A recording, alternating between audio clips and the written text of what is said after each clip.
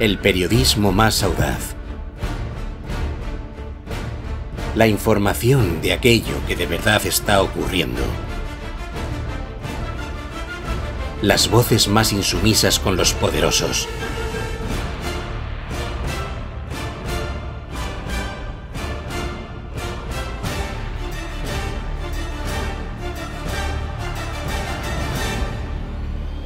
Periodismo de combate. La Resistencia. Con José L. Sánchez.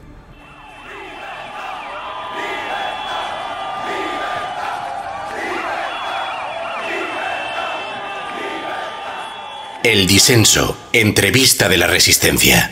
Cada martes en las ondas. Personajes interesantes, seres humanos que brillan con luz propia, mujeres y hombres a los que no domestica el sistema. Entrevistados por José L. Sánchez. El Disenso, entrevista semanal de la Resistencia. Nuestro invitado de hoy es un periodista que no precisa ninguna presentación, Eduardo García Serrano. Eduardo García Serrano nació en Madrid en 1956, hijo del gran periodista y escritor navarro Rafael García Serrano. Nuestro director, José L. Sánchez, ha manifestado en reiteradas ocasiones que el hoy olvidado Rafael García Serrano es el mejor novelista español del siglo XX. Al igual que su padre, Eduardo García Serrano no es un periodista sin más, es un periodista falangista. Eduardo García Serrano cultiva 4 grandes pasiones: España, Navarra, la tierra de sus padres y sus abuelos, el Real Madrid e Italia, país al que admira profundamente gracias a su otro gran maestro periodístico, Indro Montanelli, con quien Rafael García fue redactor jefe del desaparecido diario El Alcázar y de La Voz del Progreso. También fue director de las revistas Círculo Ahumada y Nosotros. Ha pasado por todos los puestos de responsabilidad en el ámbito periodístico: director de informativos de Radio Intercontinental Madrid, presentador y director durante más de 2 décadas del programa Sencillamente Radio en Radio Inter, y también de haber participado en los espacios radiofónicos Intertertulia, Punto de Vista y Usted qué opina, La Quinta Columna y Buenos Días España. Fue una de las imágenes más reconocidas y una de las voces más autorizadas de la desaparecida cadena de televisión Intereconomía, destacando sus intervenciones en El Gato al Agua, que le llevaron en más de una ocasión ante los tribunales de la mafia judicial española. También fue presentador del informativo Telediario de Intereconomía, director de La Gaceta y un sinfín de destinos en el Estado Mayor de lo que en otro tiempo fue referencia del periodismo patriota y disidente. Eduardo García Serrano ha ganado 2 antenas de oro por los programas radiofónicos Sencillamente Radio y Punto de Vista, así como 3 premios periodísticos del Círculo Ahumada de la Guardia Civil. También fue galardonado por el micrófono de oro por el programa Buenos Días España. Hoy, en El Disenso, un grande del periodismo, un grande de España, Eduardo García Serrano, entrevistado por otro de los grandes, nuestro director, José L. Sánchez. Esto es El Disenso. Esto es La Resistencia, con José L. Sánchez. Bienvenidos. Querido oyente de La Resistencia con José L. Sánchez, bienvenido a El Disenso. Bienvenido a la entrevista semanal de este programa. En nombre de todo el equipo que lo hace posible, os saludamos y os damos las gracias por vuestro apoyo en estos momentos tan decisivos. Podéis seguir ayudando con transferencias, PayPal, buimeacofe.com La Resistencia con José L., así como con la compra de cada camiseta de La Resistencia. Tenéis toda la información en la descripción de este capítulo y en nuestro canal de Telegram, @canal José L. Sánchez. Recuerda que ahora más que nunca hay que apoyar a nuestro director, José L. Sánchez, que sigue haciendo periodismo de combate, fugitivo de la mafia judicial española y desde el exilio. Esto es gracias y para vosotros. Como sabéis, en El Disenso, José L. solo entrevista a mujeres y hombres que tienen mucho que decir. No gente famosa, sino gente importante. Esto es El Disenso. Esto es La Resistencia con José L. Sánchez.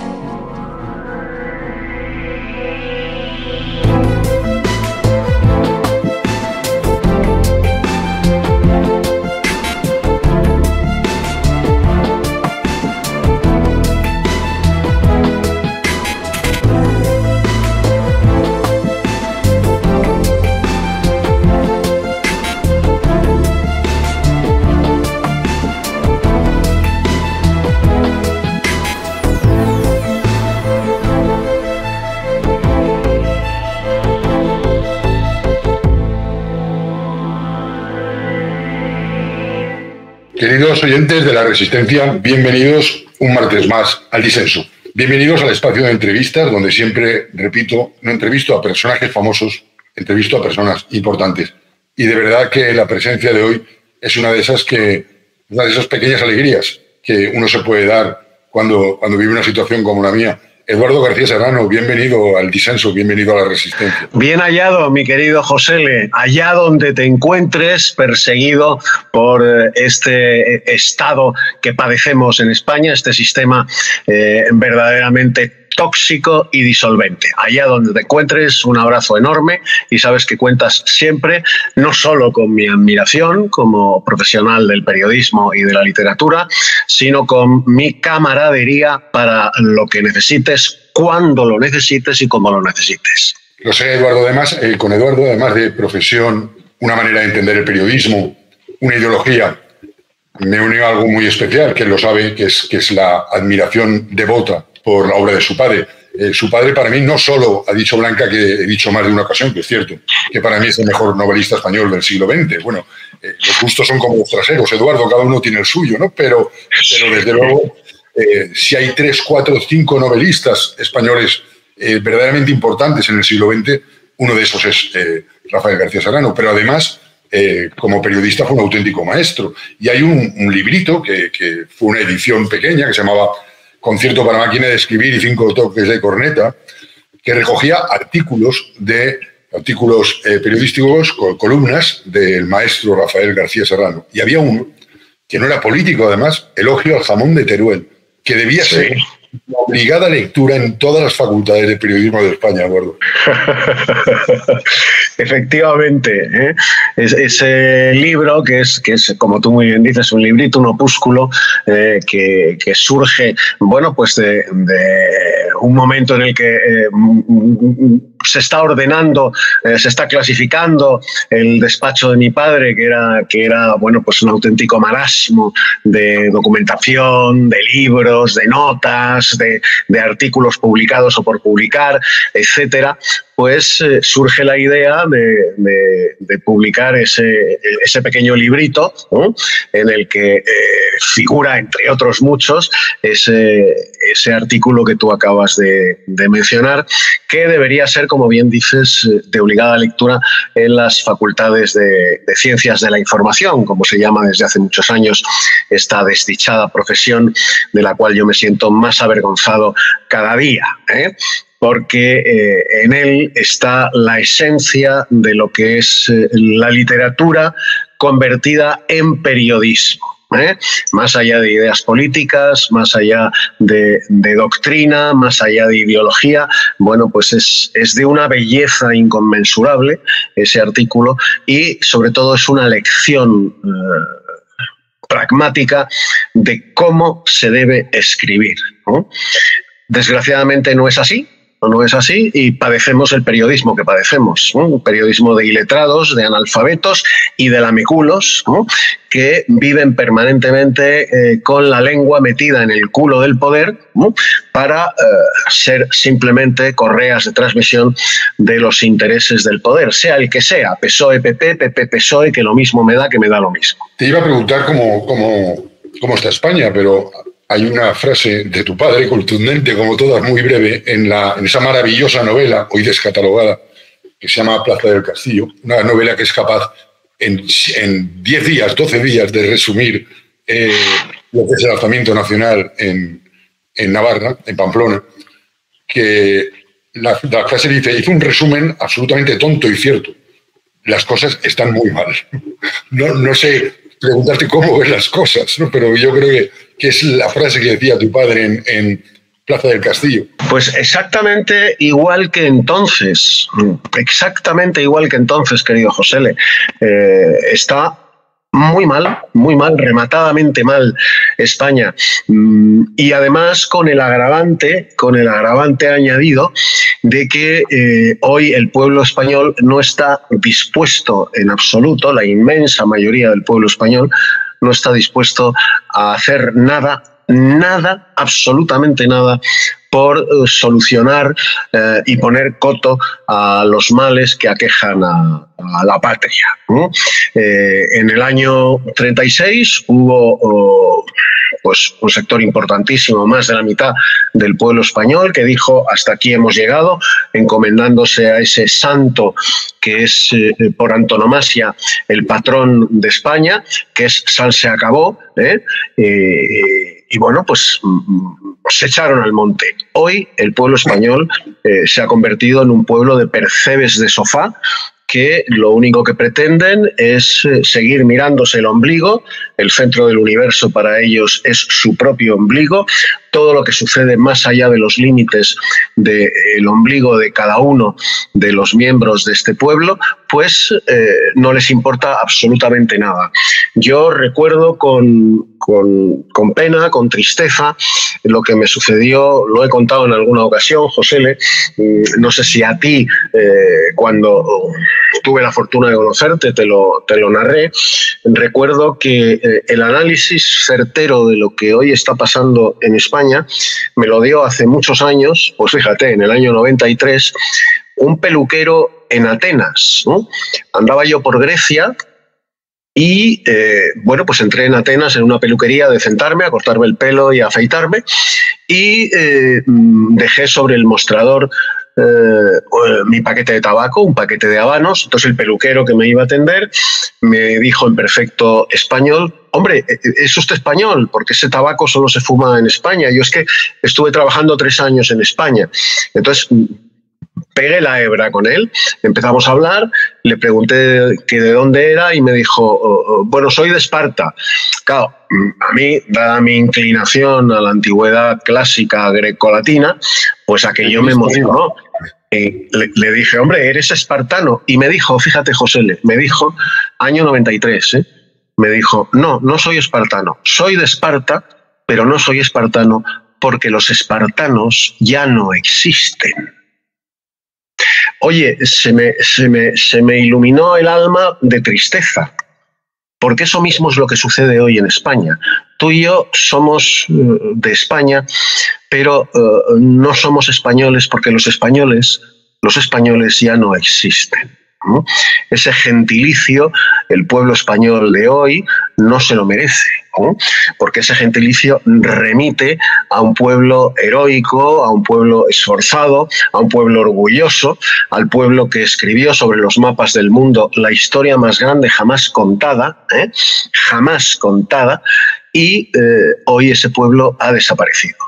Un pueblo que se negó en su último acto de rebeldía y de coraje nacional, se negó el 18 de julio de 1936 a morir y se negó a que su patria fuera convertida por mor de socialistas, comunistas, separatistas y anarquistas en la primera república soviética del sur de Europa, que ese es el destino que el Frente Popular le tenía preparado a la nación española. Bueno, pues ese pueblo que cruzó el Rubicón por el estrecho de Gibraltar el 18 de julio de 1936, en el último acto heroico y glorioso de rebeldía, de coraje nacional, ese pueblo hoy ya no existe. No existe. Y cuando decimos español lo decimos por pereza, por tradición, por costumbre, pero ese gentilicio, repito, no nos lo merecemos. No nos lo merecemos porque, como decía este peluquero de Esparta, soy de Esparta, pero no soy espartano, porque los espartanos ya no existen. Yo soy de España. El otro día, Eduardo, veía con profunda tristeza, puede que la situación en la que estoy, lejos, solo, en un sitio donde no hablo con nadie, hiperboliza más todavía los sentimientos, ¿no? Pero veía con una tristeza profunda cuando te agredían en la calle Ferraz. Sí. Cuando un periodista que perfectamente te reconocía, que aunque no hubieras sido una persona anónima, solo por la edad que podía ser tu hijo, y por las maneras que no merecías ese trato, pero cómo te agredía en Ferraz. Y pensaba, te digo, con esa melancolía que te da la distancia, el exilio, el estar prófugo, recordaba el Eugenio Proclamación de la Primavera, la primera obra de tu padre, como no va a estar justificada hoy en día, cuando empieza la novela con Eugenio, que él solo no necesita a nadie. Un 2 de mayo se va a manifestar en la embajada de Francia a tirar piedras, porque no necesita a nadie más, ¿no? ¿Cómo no va a estar desclasificado? ¿Quién entendería hoy en día a ese Eugenio? Me recordabas el Eugenio de sé que ahí no estabas tú solo, pero los 4 que habían en Ferraz me recordaban el Eugenio de tu padre.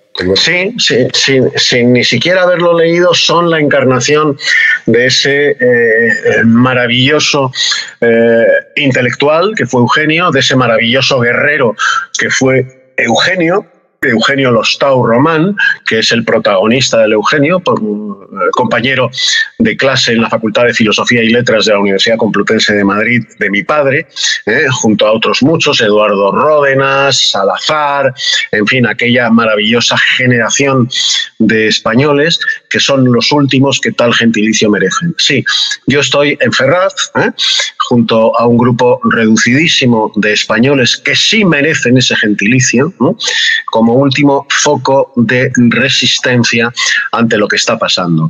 Estamos pues como aquellos espartanos en las Termópilas, sabiendo que vamos a perder, pero por una cuestión de dignidad personal, por una cuestión de orgullo nacional, de coraje patrio, debemos estar ahí todas las tardes, todas las noches, para demostrarle al resto de nuestros compatriotas que nosotros, que somos pocos, los 300 de Leónidas, nos negamos a que la nación, la patria, sea destruida por un nuevo frente popular cuyos intereses son exclusivamente económicos y de permanencia en el poder. Bueno, pues nosotros, sabiendo que vamos a perder, sabiendo que vamos a ser arrasados, sabiendo que vamos a ser fulminados en los juzgados, porque nos han tomado la filiación a todos, nos están llegando cartas de los juzgados, etcétera, etcétera. ¿Qué te voy a contar a ti que tú no sepas, Josele? Pues seguimos ahí porque Ferraz se ha convertido en el paso de las Termópilas del último patriotismo español. Y efectivamente, como bien dices, los que estamos allí, yo el último de todos ellos, somos herederos de ese Eugenio que acude frente a la Embajada de Francia un 2 de mayo, a conmemorar la efeméride de la sublevación del pueblo español el 2 de mayo de 1808, frente a la Embajada gabacha, él solo, a apedrear esa embajada. Bueno, pues nosotros estamos haciendo algo similar en Ferraz todos los días y arrostraremos las consecuencias a que haya lugar, pero no nos vamos a rendir.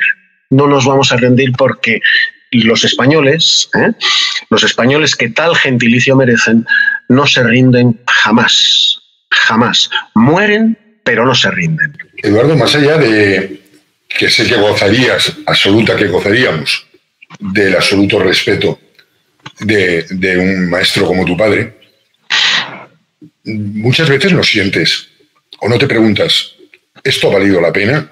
Quiero decir, por ejemplo, Eduardo, que lejos de lo que la gente piense, es muy difícil ser hijo de un genio, lejos de ponerte fácil, además en la misma profesión. Si tu padre hubiera sido un gran médico y tú un gran periodista, es muy difícil, porque Eduardo es un gran periodista. Rafael García Serrano era un maestro de periodista, ¿no? Eduardo escribe muy bien, pero su padre era un genio. Y con toda esa dificultad, todos nuestros oyentes saben que Eduardo García Serrano podía estar en cualquiera de las cadenas de televisión principales españolas, haciendo un programa, viviendo muy bien del pesebre, como viven el resto de compañeros, por cierto, y que se lo habría ganado, porque su capacidad de comunicación, lo que ha estudiado, lo que ha conocido en esta vida. Tener una vida al margen de los grandes medios te hace vivir también económica, materialmente, absolutamente proscrito. Y cuando te escucho hablar y me dices con toda razón que no hay nadie más, es como el chiste, ¿hay alguien ahí? No hay nadie más, ¿no? ¿Ha valido la pena, Eduardo? Pues mira, desde un punto de vista material, no. Pero desde un punto de vista moral, espiritual y de decencia personal, por supuesto que ha valido la pena. Levantarse todos los días y poder mirarse al espejo sin tener nada de lo que avergonzarse, sin haber claudicado, sin haberse rendido, sin haberse vendido, eso es algo que no está pagado con todo el oro del mundo. Efectivamente, como tú bien dices, yo podría haber tenido entiéndaseme, una carrera profesional económicamente muy brillante, económicamente muy, muy brillante. Pero siempre renuncié a entrar en determinados medios de comunicación cuando se me ofreció, precisamente por eso, por las claudicaciones que iba a tener que hacer para sobrevivir en esos grandes medios. He preferido siempre comportarme como un guerrillero del periodismo, como Juan Martín el Empecinado, buscar desfiladeros desde los que escribir, hablar y hacer televisión, que aposentarme en los grandes medios de comunicación a costa de entregarme, a costa de rendirme, a costa de claudicar. Eso no lo he hecho a lo largo de toda mi vida profesional, y ya en el último tramo de mi vida biológica y profesional, pues no lo voy a hacer, evidentemente.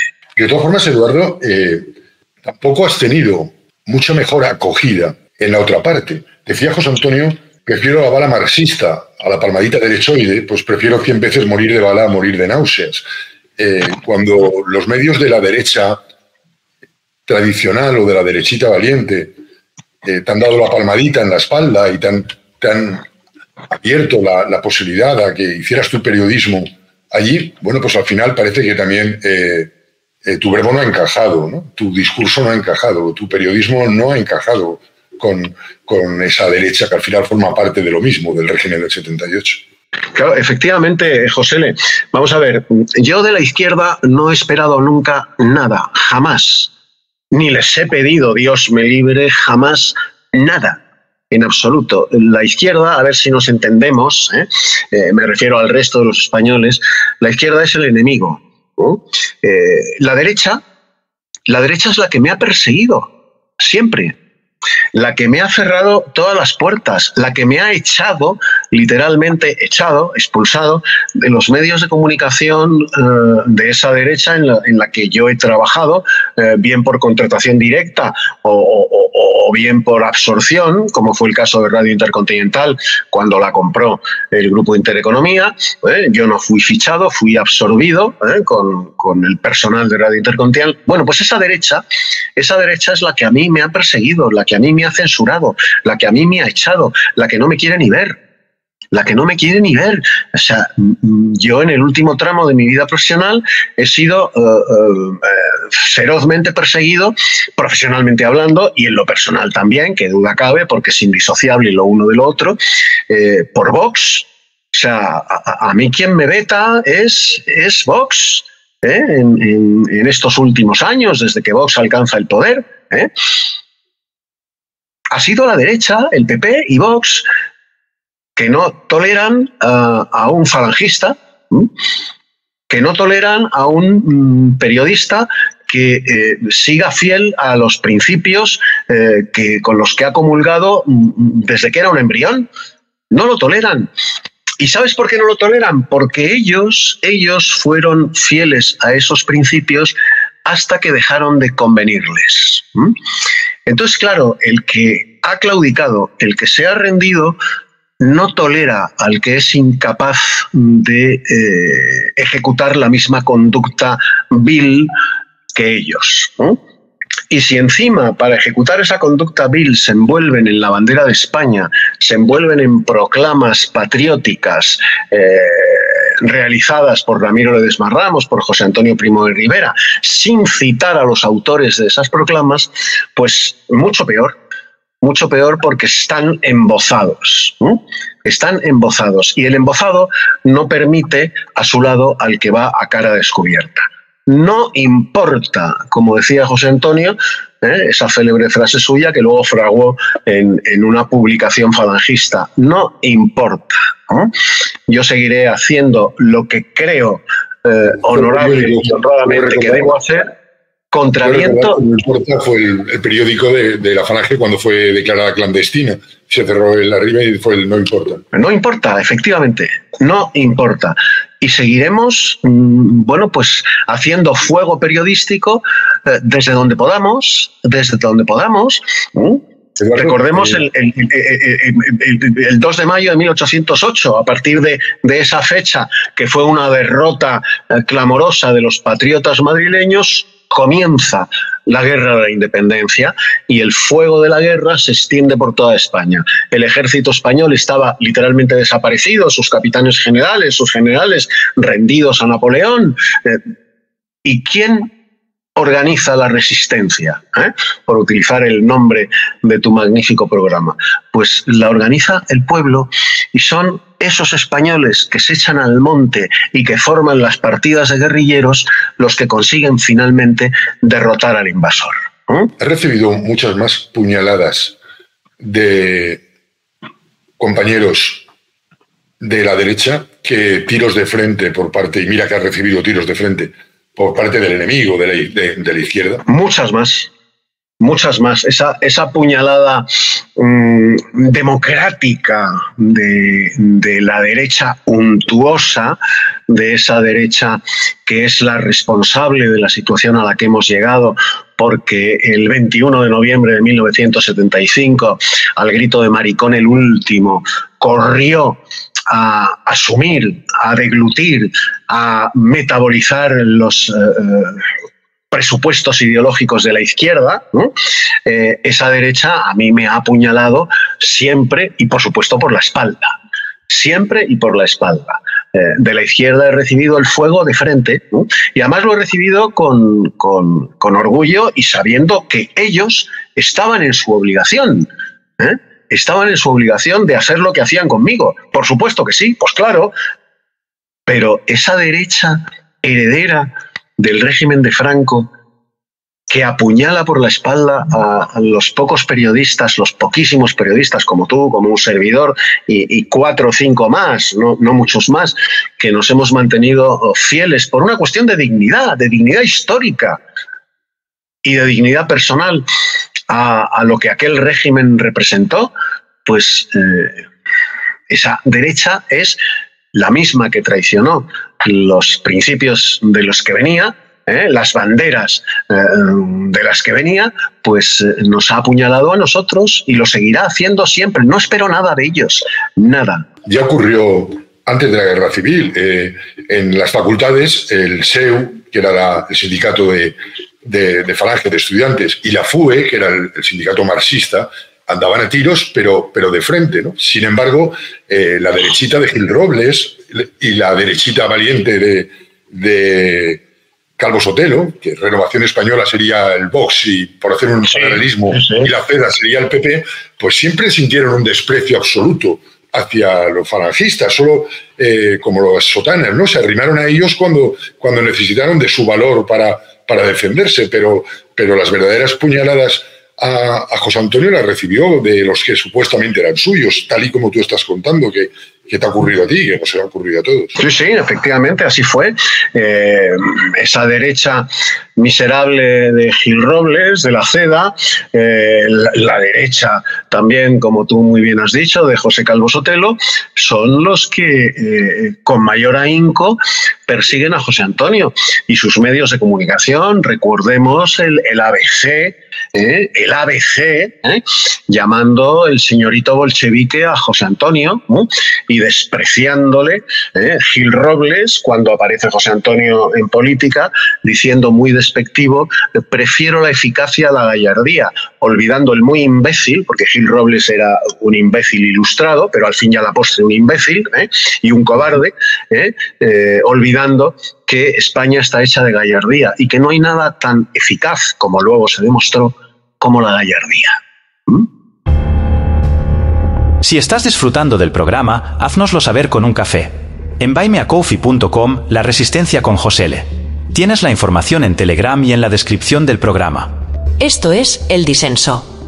Esto es La Resistencia con José L. Sánchez. Dices que España ya no existe y a lo mejor hay una relación directa también vuelvo a citar a tu padre, una frase de tu padre que decía: el miedo, camaradas, es un pequeño prejuicio burgués. Y el principal problema de la sociedad española, de esos españoles que ya no son españoles, es el miedo. Sí, el miedo, que además lo tienen tan interiorizado que ya no lo sienten, no sienten la pulsión del miedo como realmente es, porque creen que lo correcto, lo democrático, lo tolerante, lo progresista es la rendición. Claudicar permanentemente. La derecha ha hecho de la claudicación política ante la izquierda y el separatismo su catecismo. Llevan 50 años haciéndolo y ya lo tienen tan interiorizado. Al principio empezaron a hacerlo por miedo, como tú muy bien dices, Josele, por miedo, por pánico. Y hoy lo hacen de una manera natural. Tú oyes hablar pues, a la presidenta de Extremadura, a María Guardiola o a Cuca Gamarra, las oyes hablar y al resto de líderes y lideresas del PP, y es el mismo mensaje, exactamente el mismo que el que pueden sostener pues Irene Montero, Ione Belarra, en fin, y todas estas acémilas de Podemos y de Sumar. El mismo mensaje, exactamente igual, en cuanto a ideología de género, en cuanto a derechos LGTBI, etcétera, etcétera, etcétera. Es el mismo mensaje, el mismo. Al principio lo hacían por miedo. ¿Por miedo a qué? A que les llamaran fascistas, a que les llamaran franquistas. Bueno, son tan estúpidos y por lo tanto tan cobardes, porque el cobarde al fin y a la postre es siempre un estúpido. Son tan estúpidos que no se dan cuenta de que se lo van a seguir llamando. Porque esa es la principal arma de la izquierda para callar a la derecha. Para tenerla de rodillas y para tenerla en las dos posiciones que la derecha adopta ante la izquierda, que es de cúbito supino o de cúbito prono. No hay más. No hay más. Esas son las dos únicas posturas que la derecha española adopta ante la izquierda, de cúbito supino o de cúbito prono. Con el culo en pompa o con el culo hacia abajo.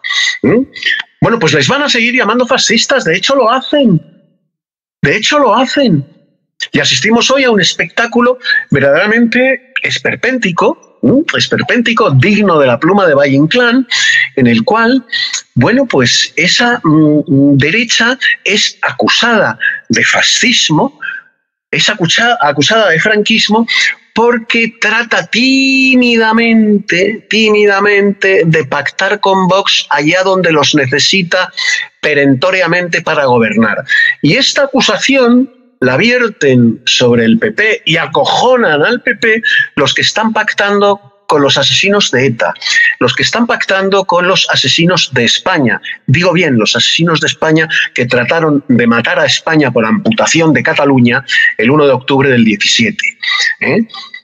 Los que pactan con el separatismo destructor de la nación española y con el terrorismo etarra, y con el comunismo, que es el crimen global, esos son los que acusan al PP de fascismo por pactar con Vox o intentar pactar con Vox. Y el PP lo asume y se avergüenza y se disculpa, en vez de responder como hay que responder. Pero lo lamentable de todo esto es, bueno, nosotros lo tenemos asumido desde hace muchas décadas, pero para el español que empieza a despertarse, lo lamentable de esto es ver que dentro del sistema, dentro del régimen del 78, dentro de la partitocracia, no existe ninguna posibilidad de nada. Que la derecha ni está ni se le espera. Decía Unamuno de Sagasta, y yo creo que vale perfectamente para Feijóo y para Abascal, decía Unamuno de Sagasta que entendía a los españoles, pero no entendía a España. Yo creo que le han pillado muy bien la medida a los españoles, pero que no tienen ningún concepto espiritual, moral, intelectual de lo que es España. Efectivamente, has puesto el dedo en la llaga, Josele, ese es el drama de España hoy. Su casta política, toda ella en sus tres escalones, municipal, autonómico y nacional, y lo de nacional lo digo como un eufemismo, desconocen absolutamente lo que es España. Y claro, eso nos lleva a una reflexión más profunda. ¿Puede una nación, la que fuere, me da lo mismo, estar gobernada por gentes que ignoran lo que esa nación es, lo que esa nación representa en el concierto internacional, lo que esa nación ha hecho por el mundo, que es mucho más que lo que el mundo ha hecho por ella, ¿no? Porque España le ha dado mucho más al mundo de lo que ha recibido del resto del mundo, ¿eh? Ahí está su gloriosa historia desde 1492 hasta 1898, ¿no? Bueno, pues estamos gobernados por una reata, por una caterva de botarates, como diría Manuel Azaña, que ignoran profundísimamente lo que es España. Y lo que es España es lo que fuimos. La gran pregunta filosófica, ¿qué soy?, no tiene más que una respuesta. Eres lo que fuiste. Eres lo que fuiste. No hay más. Y si reniegas de lo que fuiste, no serás nada. Bueno, pues esa caterva de botarates que gobiernan España, desde los ayuntamientos hasta la carrera de San Jerónimo, ignoran hoy, 2024, ignoran en su inmensa mayoría lo que fuimos.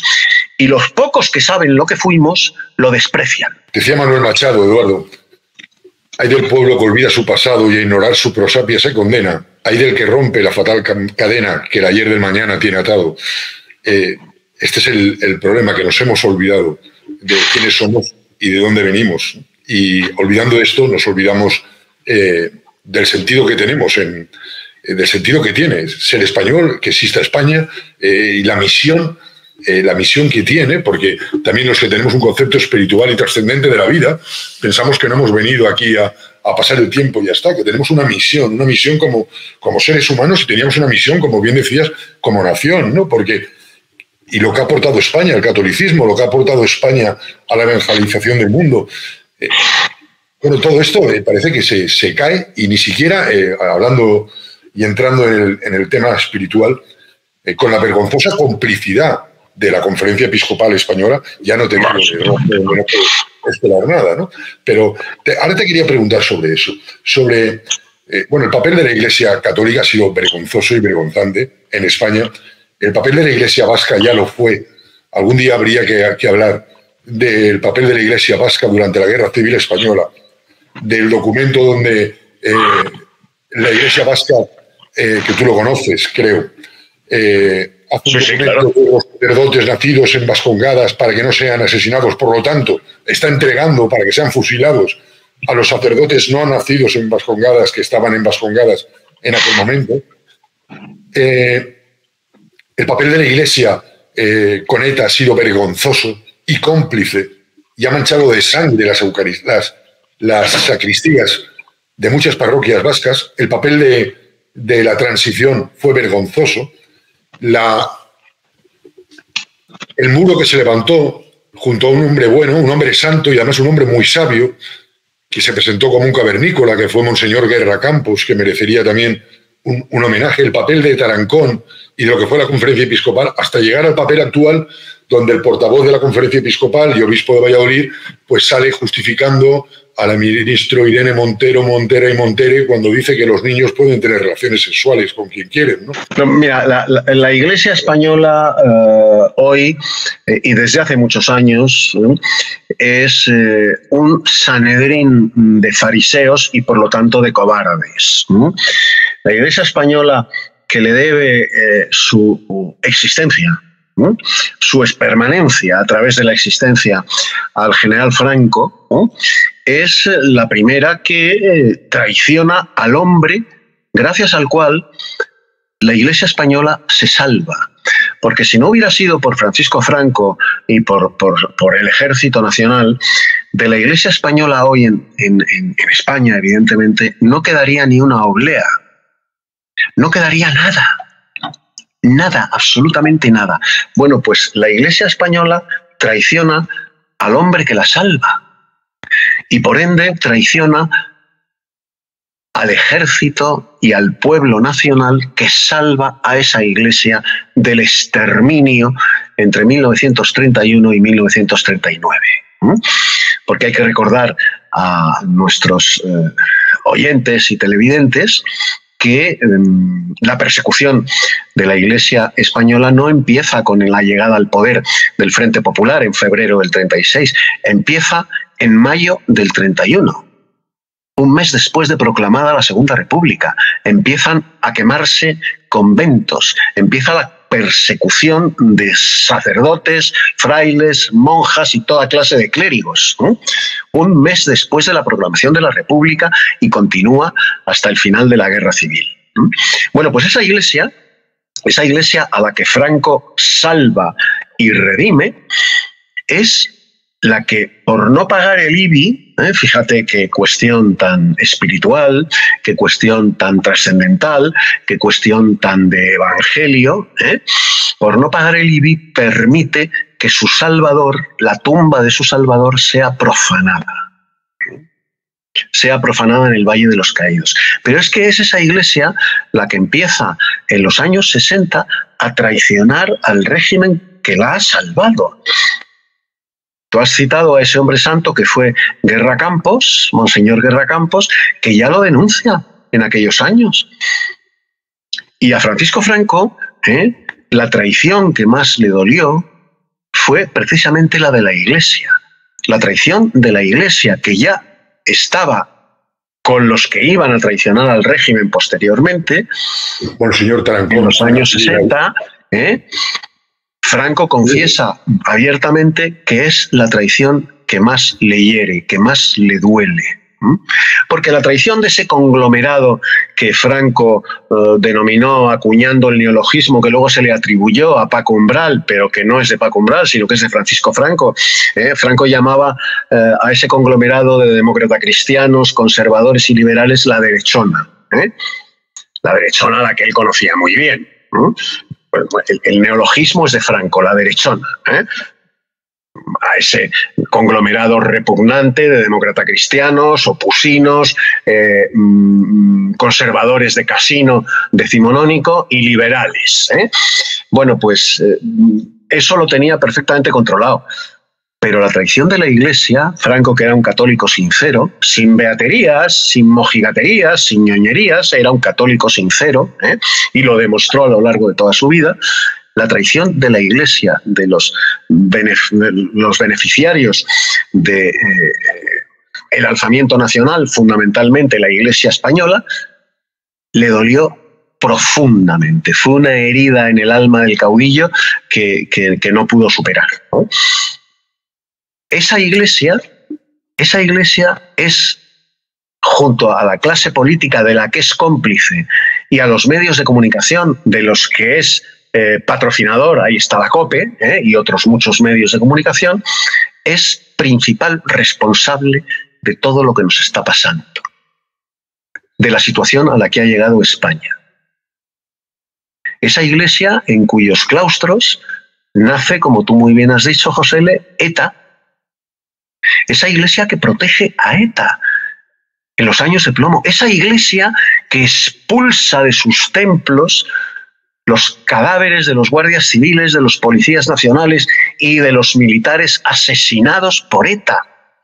Que convoca los funerales a horas imposibles. Yo los he cubierto como periodista a las 11 o las 12 de la noche. Que obliga esa iglesia a despojar los ataúdes de la bandera de España y arroja la bandera de España como si fuera un Kleenex lleno de mocos fuera del templo y da un responso apresurado sobre el cadáver del asesinado para que se lo lleven inmediatamente a su lugar de origen, Castilla, Murcia, Extremadura, Andalucía, donde fuere.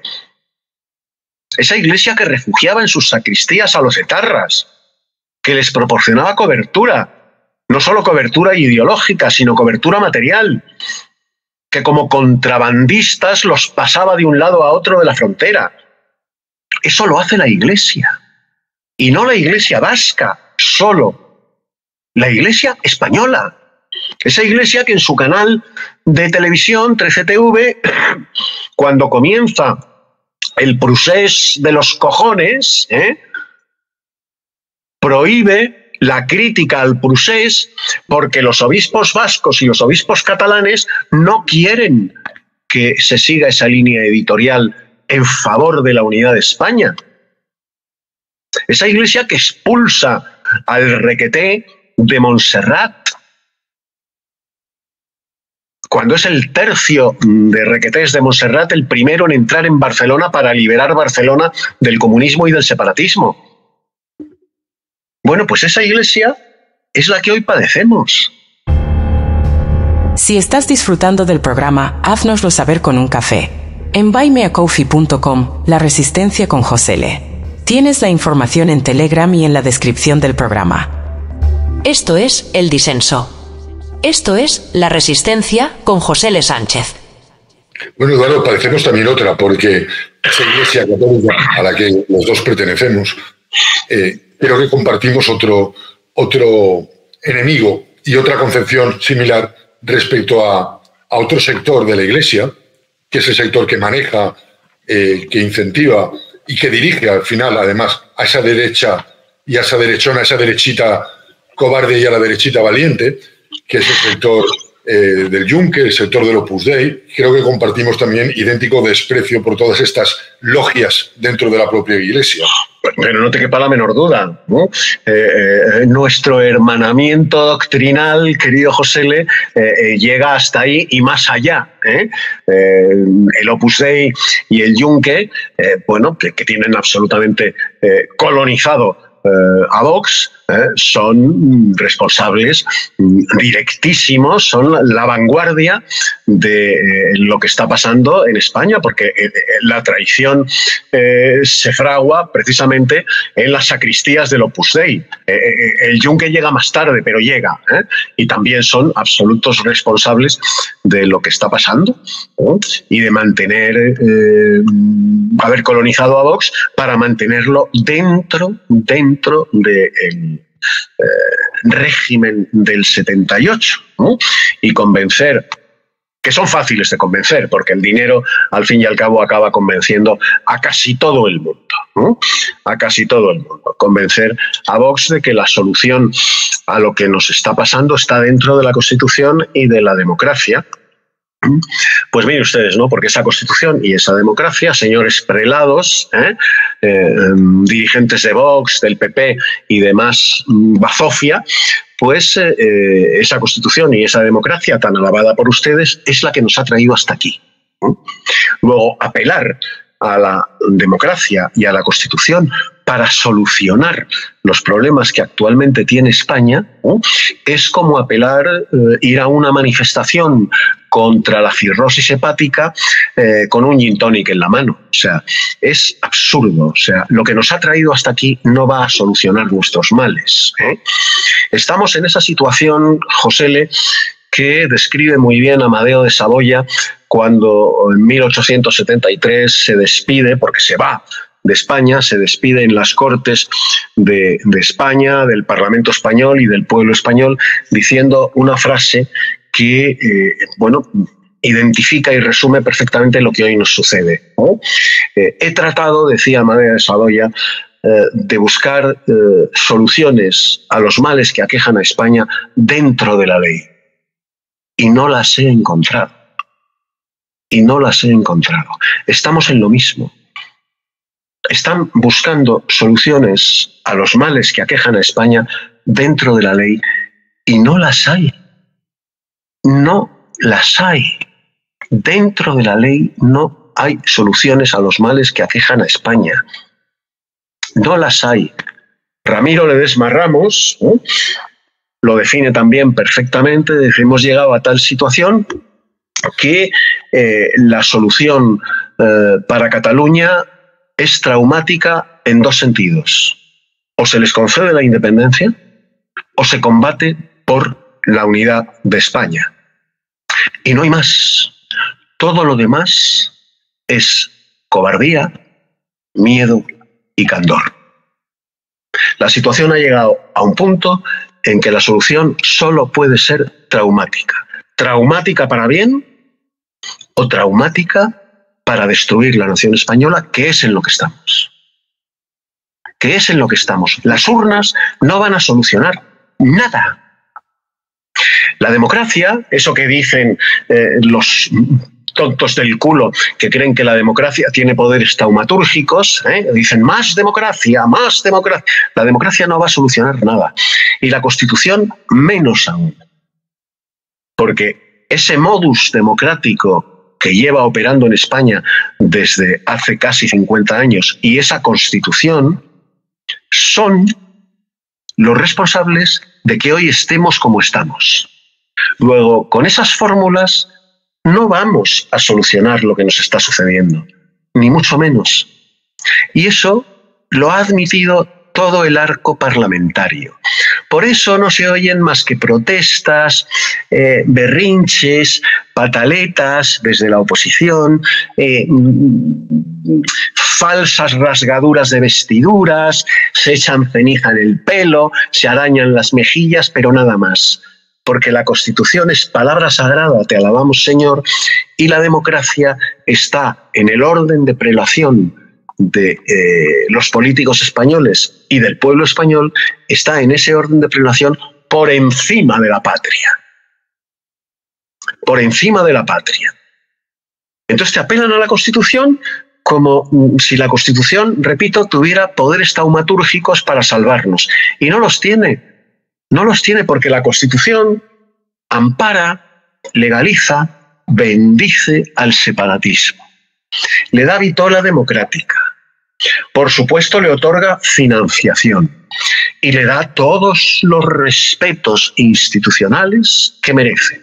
Y la prueba de esto que digo es la última propuesta estúpida del señor Feijóo y de su PP, que es ilegalizar a todo aquel político que proponga de ahora en adelante un referéndum de independencia. ¿Así?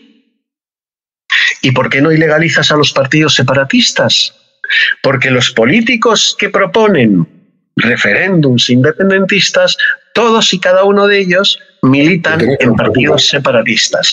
Luego, ilegalicemos los partidos separatistas. No, porque el separatismo tiene derecho a expresar lo que piensa, lo que siente y lo que quiere conseguir. Si tú le das ese derecho, le estás dando el derecho a tratar de conseguirlo. Bueno, pues eso está en la Constitución. Entonces, ¿qué coño me dice usted de que con la Constitución en la mano vamos a abortar este proceso? Es imposible. Porque cuando los separatistas apelan a la Constitución, tienen razón, coño. La Constitución les ampara. Acaba de sentarse ante los tribunales de justicia la directora del CNI por haber ejecutado una acción patriótica, que es espiar a los líderes separatistas. Claro. Ahí tenemos la contradicción esquizofrénica de este Estado que nos hemos dado.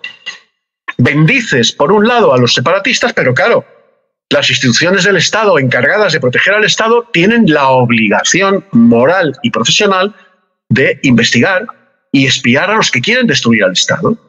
Pero ¿cómo haces eso cuando están legalizados? Pues de forma cuasi clandestina. Y por eso ha acabado sentada en el banquillo de los acusados. Ese es el Estado español de hoy. Y entonces el PP y Vox te dicen que con esa Constitución esquizofrénica vamos a solucionarlo. Pues mire usted, no lo vamos a solucionar. Por eso, Eduardo, a mí me ha gustado, cuando he visto desde la distancia, desde el exilio, que nunca antes había visto, me parece todo un símbolo, escudos recortados de la bandera española. Me parece todo un símbolo, la bandera sin escudo. Desde luego, es que yo ha llegado un momento que prefiero ver banderas tricolores que banderas con el escudo constitucional. Y siento náuseas cuando gente patriota se siente representada en las manifestaciones estas que convoca Rosa Díez al grito de viva la Constitución, ¿no? Es decir, ¿qué pintamos ahí? Nosotros no tenemos, dentro del régimen de 78 no hay nada. Nada en absoluto. Nada, o sea, los que gritan viva la Constitución son igual que José Antonio decía que los peores enemigos de la monarquía, cuando se produce el 14 de abril del 31, la proclamación absolutamente ilegal de la Segunda República, que los peores enemigos de la monarquía son los monárquicos. Los peores enemigos de España son los que gritan viva la Constitución como si estuvieran conjurando con ese grito todos los males de España. O sea, fíjate, si tú... Además nos han vendido que el problema en Cataluña o en Vascongadas era un problema entre constitucionalistas y separatistas, y yo siempre digo que es un problema entre constitucionalistas y patriotas, porque tanto los independentistas como el PP, el PSOE y el Vox son constitucionalistas. Es decir, el patriota es el que está contra este régimen del 78, el que no tiene otra alternativa dentro del régimen que salirse fuera, ¿no? Es decir, enarbolar la bandera de la Constitución, del jefe del Estado, del rey, para defender la unidad de la patria está ya más que demostrado que es papel mojado. Y además te apelan, querido José, te apelan, ya cuando se ponen en plan nostálgico, te apelan a la Constitución de 1812 para defender a la nación. Bueno, pues estos mismos que apelan a la Constitución de 1812, nada que ver los liberales de entonces, del siglo XIX, que elaboraron la Constitución de Cádiz con los liberales repugnantes de hoy en día, nada que ver, por mucho que ellos quieran identificarse con ellos, ¿no? En el salón en el que se aprueba esa Constitución de 1812, y todos los que tenemos memoria histórica, y entiéndase la ironía, pues lo recordaremos. Había un tapiz que ornamentaba ese salón, y en ese tapiz había bordadas dos palabras, por este orden de prelación: patria y libertad. Lo primero, para los constitucionalistas de Cádiz, de 1812, era la patria. Era la patria. Era la patria. Patria y libertad, porque sin patria no hay nada. Sin patria no hay absolutamente nada, como bien nos explica Ramiro Ledesma Ramos. Sin patria nada existe. Ni derechos, ni libertades, ni seguridad, ni nada. Bueno, pues para estos cretinos, el orden de prelación es Constitución, democracia y, ojo al eufemismo, unidad territorial. Unidad territorial. No unidad de la patria, unidad territorial, que es un eufemismo en el que cabe todo, en el que cabe cualquier componenda estúpida, mendaz, para decir que España sigue unida, para sostener esa falacia de que España sigue unida. ¿Qué coño unidad territorial? El PP en sus chocolatadas de una vez al mes o cada mes y medio, el domingo creo que saca también a sus masas, a sus rebaños, a manifestarse a favor de la Constitución, de la democracia y de la unidad territorial del Estado. Del Estado.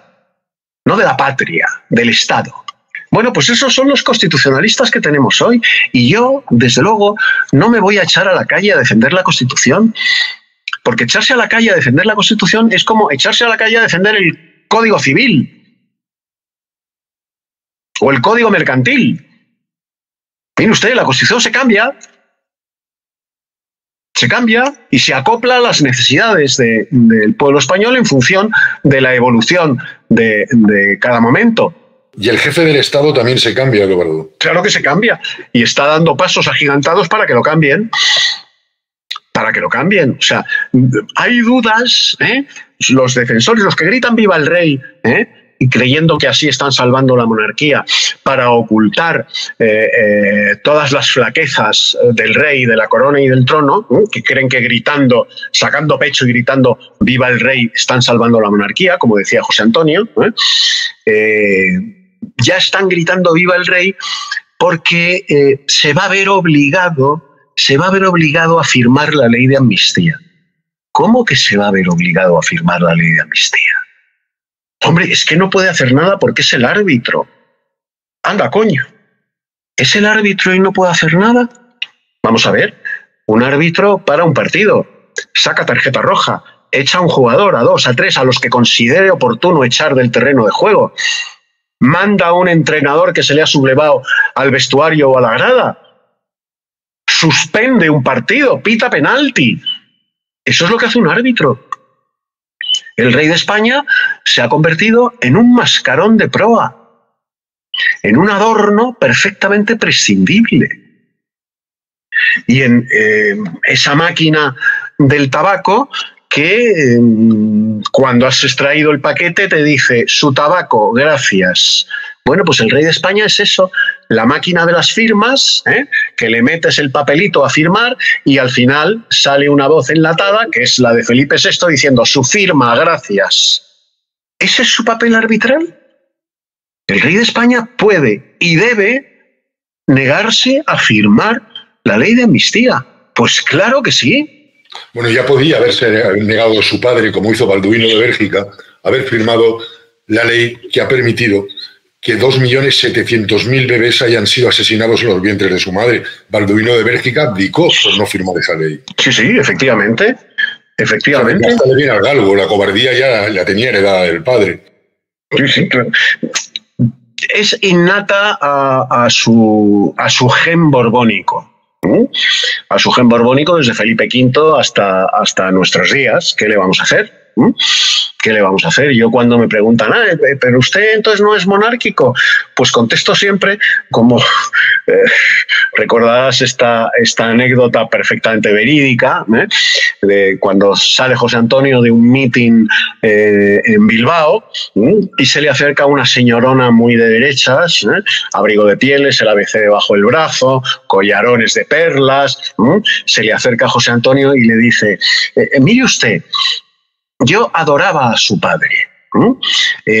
Usted me encanta y lo que dice la Falange me encanta. Lo que no me gusta es que no sean ustedes monárquicos. Y José Antonio le contesta a la señora, mire usted, señora, si en el trono de España estuviera sentada una mujer que se llamaba Isabel de Castilla, la Falange sería el primer adalid de la monarquía. Pero claro, y en ese pero cabe todo.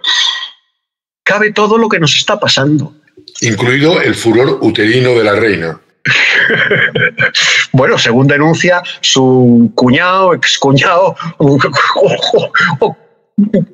la relación de parentesco o personal que tenga con el tal Jaime del Burgo. En cualquier caso, no es ninguna novedad tampoco en los Borbones. Los mariscales por una y otra parte, no solo del campechano. Anteriormente ha habido reinas que han tenido mucha querencia por... Hombre, no hay más que leer a don Ramón María del Valle Inclán, Isabel II, que era más puta que las gallinas, que tenía un furor uterino incontrolable. Bueno, has dicho una cosa importante, que has dicho no hay más que leer, pero es que hoy en día nadie lee, ¿no? Nadie lee, ¿no? Y además los pocos que leen no entienden lo que están leyendo porque la comprensión lectora de los españoles es cero. Saben juntar fonemas, leer una palabra, incluso leer una frase, pero les preguntas ¿qué ha querido decir el autor? Y no saben nada, no te saben contestar. Saben identificar los fonemas, pero nada más. No entienden nada de lo que leen. Bueno, pues como Isabel II, con sus célebres generales bonitos, como así se les llamaba a los que pasaban por la alcoba de la reina, uno de esos generales bonitos fue el general Narváez. Narváez, bajo cuyo gobierno se funda la Guardia Civil, nada menos. Bueno, pues el general Narváez, que era el marqués de Loja, tenía acceso directo y libre a la cama de la reina. Y entonces Valle Inclán escribió un ripio que tuvo mucho éxito en Madrid, que decía que la reina se acuesta con el marqués de Loja porque nunca se le afloja.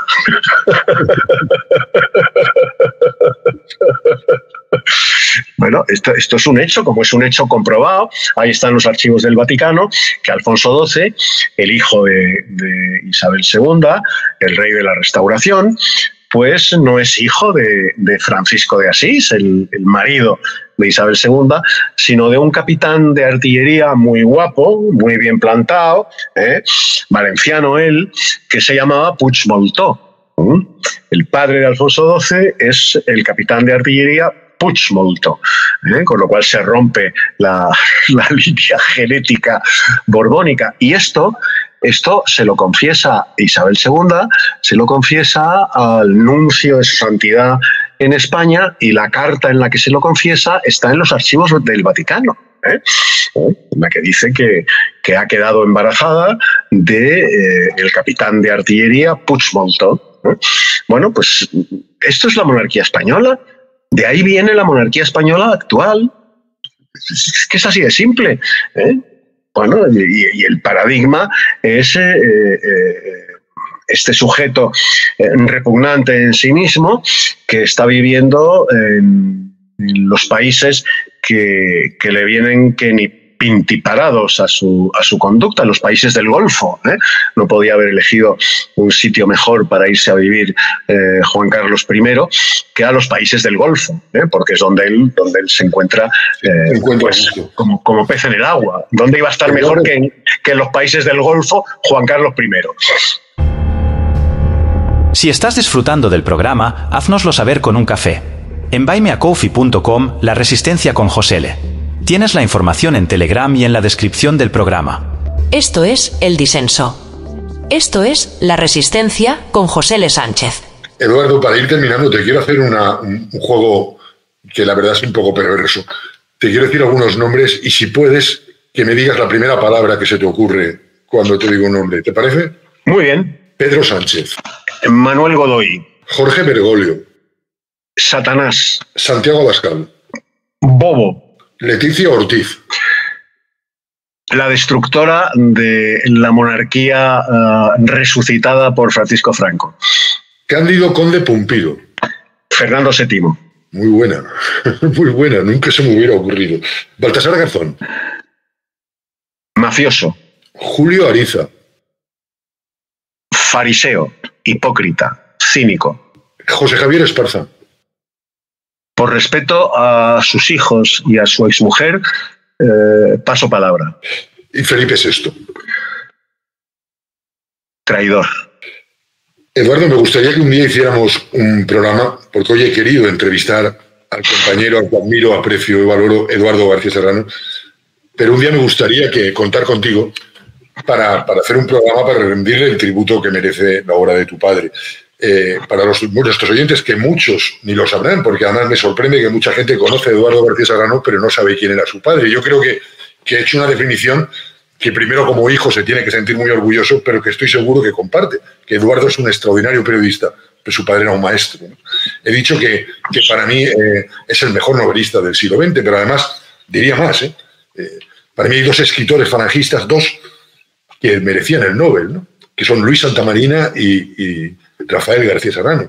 Rafael García Serrano, que fue Premio Nacional de Literatura, que ya en la democracia tuvo el premio Primavera de la editorial Espasa, por el libro era En busca de José Antonio, ¿no? El autor de Eugenio, Proclamación de la Primavera, de Plaza del Castillo, de La ventana de Valrío, de Retrato al minuto de un cabrón contemporáneo. Sí, señor.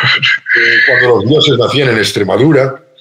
El Eduardo García Serrano, que fue, muchos de nuestros oyentes no se lo imaginarán, pero fue la mosca cojonera del franquismo, fue el periodista más incómodo para el franquismo. Me gustaría que un día le pudiéramos dedicar un programa a tu padre, a hablar de su obra, traer un par de personas que podamos rescatar, porque es una vergüenza que esté descatalogado, que su obra no esté en las librerías hoy en día y que la gente no es... Porque mira que yo no soy franquista, tú lo sabes, pero yo nací en el franquismo y yo leí a Alberti y leí sí, claro. Y leí, o sea, nadie me prohibió nunca.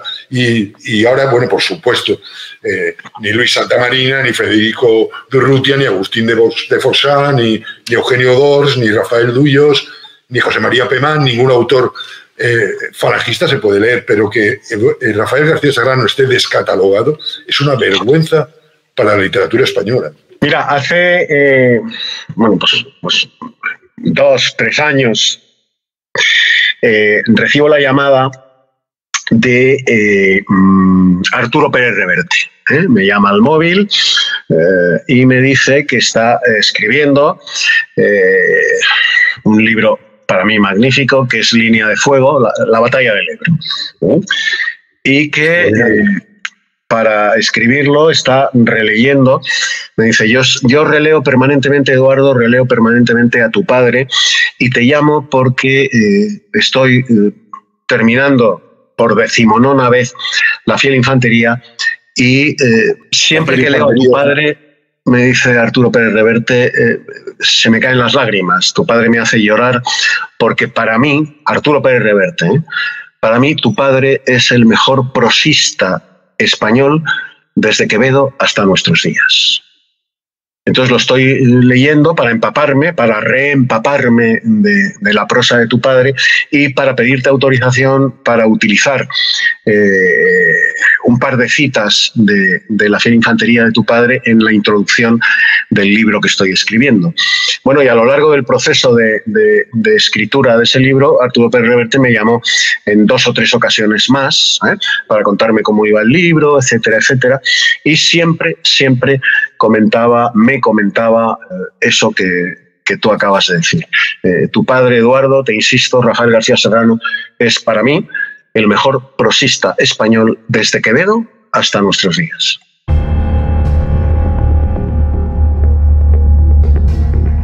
Querido oyente de La Resistencia con José L. Sánchez, en nombre de todo el equipo, os damos las gracias por vuestro apoyo en estos momentos tan decisivos. Podéis seguir ayudando con transferencias, PayPal, buymeacoffee.com y con la compra de cada camiseta de La Resistencia. Tenéis toda la información en la descripción de este capítulo y en nuestro canal de Telegram, @canal José L. Sánchez. Esto es Gracias y para vosotros. Esto es El Disenso. Esto es La Resistencia con José L. Sánchez. Eduardo, ha sido un placer compartir este tiempo contigo. Vuelvo a recordar a tu padre, una frase de tu padre que decía: y Dios está siempre, no falta, Dios no duerme. Yo quiero apelar a ese Dios en el que ambos creemos, a ese Dios de España al que los españoles le han vuelto la espalda, pero que es el Dios de España y que creo que es el único que nos da la fe, nunca mejor dicho, con las 2 letras en mayúscula, para seguir manteniéndonos en este oficio sin perder la dignidad y sin perder el compromiso hasta el último momento. Querido José, es lo único que me queda, porque, como decía Chesterton, cuando era joven creía en Dios, hoy solo creo en Dios. Y Dios no puede abandonar a la nación española por muchas razones, pero fundamentalmente una. La nación española, España, es el 13º apóstol de Cristo. Si no hubiera sido por la labor evangelizadora de España, la Iglesia de Cristo, sin duda de ningún género, hoy sería una iglesia minoritaria reducida a la orilla sur y a la orilla norte del Mediterráneo. España universaliza el Evangelio, universaliza la Iglesia que funda nuestro Señor Jesucristo, y eso a Dios no se le puede olvidar. Precisamente te escuché a ti, que no conocía esa cita, decir que Carlos V decía, para hablar de política utilizo el francés, con las mujeres hablo en italiano, a mi caballo me dirijo en alemán, pero para hablar con Dios utilizo el español, ¿no? Y me pareció preciosa esa frase. Sí. Eso decía Carlos V de la lengua que cuando llega a España y entra por Asturias desconoce completamente y de la que luego se enamora, como se enamora del pueblo español, como se enamora de la historia de la tierra que ha heredado a través de sus abuelos. Él hablaba a Dios y con Dios en español. Pues que esperemos que Dios nos olvide de esta patria tan necesitada de eso, de patria, de pan y de justicia. Eduardo, ha sido un placer tenerte. Muchísimas gracias. Gracias a ti, José, y un abrazo fuerte, y sabes que puedes contar conmigo cuando lo necesites. O te venga bien, vaya. Queridos oyentes, espero que hayan disfrutado, seguro que sí, de Eduardo García Serrano, y como todos los martes les espero el próximo en El Disenso, en La Resistencia con José L. Sánchez. Saludos cordiales.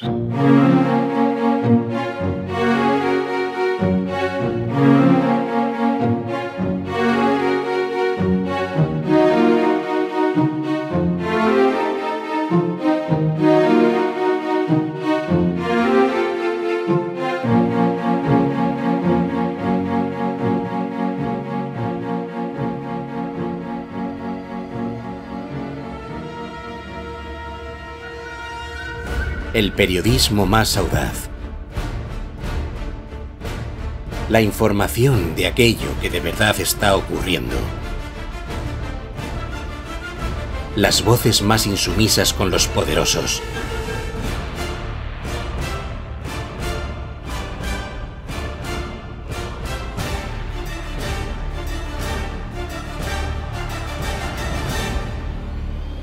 Periodismo de combate.